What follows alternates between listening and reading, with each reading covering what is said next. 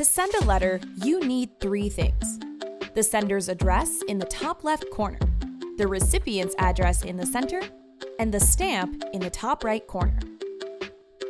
Start with the sender's address. The proper order is first and last name followed by the street address, followed by the city, state, and zip code. For a married couple, you have a few more options: formal, Mr. and Mrs. male name; more casual, Mr. and Mrs. last name; and more casual, couple's first and last names.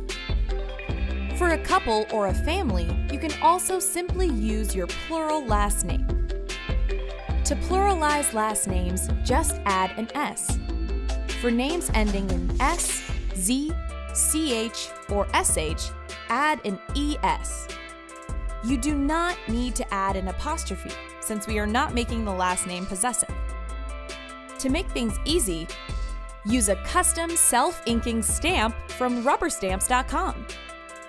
For the recipient's address, follow the same format you did for the sender's address. Here are a few handy abbreviations you might need when writing an address. For a standard 1-ounce letter, 1 forever stamp in the upper right corner is sufficient. For every ounce the letter goes over 1 ounce, add an additional stamp.